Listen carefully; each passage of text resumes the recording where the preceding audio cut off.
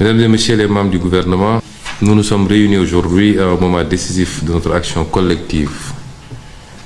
Et après 15 mois d'exercice, il est temps d'engager une nouvelle étape, une étape marquée par une exécution plus rapide, une meilleure coordination et un suivi rigoureux de nos priorités nationales.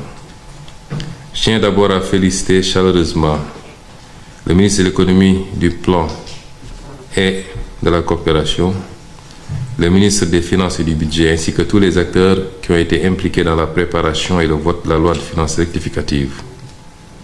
Le travail exemplaire nous permet d'avancer avec des ressources désormais disponibles. Je salue également le remarquable travail de notre diplomatie et du président de la République qui ont renforcé nos engagements internationaux. Cette réunion est donc l'occasion d'affirmer un changement de rythme et de méthode. Nous devons fixer ensemble un cap clair, celui de l'efficacité collective.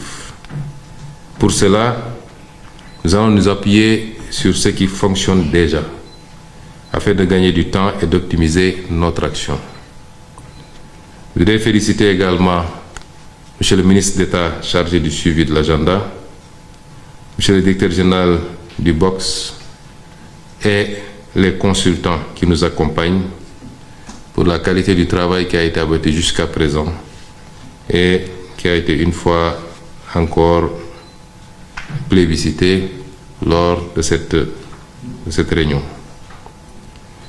Permettez-moi de vous exposer les grandes lignes de notre feuille de route avec des attentes précises et des échéances à court terme. Premièrement, il faut en finir avec les blocages administratifs. Aucun obstacle bureaucratique ne doit freiner l'action publique. Les circuits doivent être fluides et nous allons améliorer immédiatement le traitement des correspondances et déployer la gestion digitalisée des courriers dans les 3 prochains mois. Les courriers sans suite qui bloquent des projets structurants, c'est terminé. Deuxièmement, tous les projets financés en cours doivent être accélérés. La primature, en lien avec le BOX, assurera un suivi rapproché pour garantir leur exécution effective. Troisièmement, les projets mûrs et inscrits dans la loi de finances rectificative doivent être lancés rapidement. Les démarches nécessaires doivent être engagées dans un délai maximal de 30 jours avec un suivi assuré par la primature. Quatrièmement, pour les projets en attente, une task force sera mise en place sous l'autorité de la primature et regroupera le BOX, l'APIX, le FONSIS, le DGPPE, l'UNAPP, la CDC et la Direction générale de la coopération. Son objectif sera de finaliser la structuration de ces projets au plus vite. Nous ferons appel à des cabinets privés spécialisés pour accélérer ce travail. Et la DGPPE pilotera cette maturation selon un calendrier accéléré avec un suivi régulier.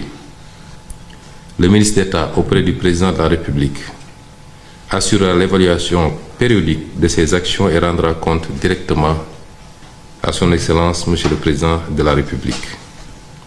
Cinquièmement, la gouvernance des projets interministériels doit être renforcée. Les projets multisectoriels comme celui du numérique nécessitent une gouvernance claire et partagée. En attendant un modèle stable, la primature abritera les projets impliquant plusieurs acteurs. Sixièmement, chaque ministère devra assurer un suivi rigoureux des engagements internationaux et présidentiels. Des rapports trimestriels sur l'état d'avancement de ces engagements vous seront exigés. Septièmement, chaque ministère devra actualiser sa feuille de route avant la fin du mois de juillet. Ces feuilles de route devront être en cohérence avec les chantiers nationaux en cours. J'attends également des ministères concernés, tels que le ministère des Transports, de l'Industrie, de la Justice, de l'Intérieur, un plan détaillé de mise en œuvre des conclusions des États généraux et autres initiatives. Ce plan précisera les actions, les échéances, les acteurs impliqués, la hiérarchisation des priorités ainsi que les contraintes et mesures d'atténuation. Je souhaite recevoir ces plans consolidés au plus tard le 15 août.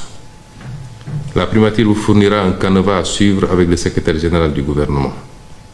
Ces projets feront l'objet d'un suivi particulier pour accélérer leur mise en œuvre.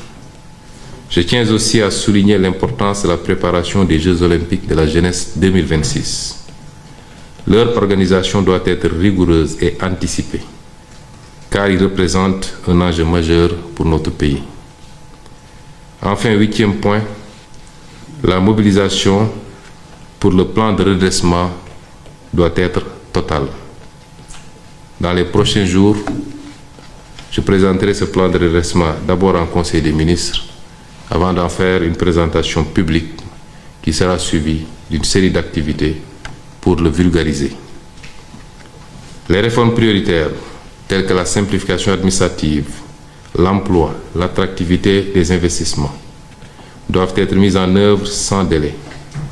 Un premier bilan sera attendu en fin septembre. Un programme de communication soutenu sera déployé en août et septembre pour informer pleinement nos populations et toutes les parties prenantes. Pour conclure, je vais être clair. Nous entrons dans une phase où chaque blocage aura un responsable identifié. Chaque projet un échéancier précis et chaque ministre une feuille de route claire, suivie et évaluée. La parole de l'État engage. Il faut la traduire en actes avec méthode, exigence et efficacité. Je compte sur vous tous pour relever ces défis collectifs.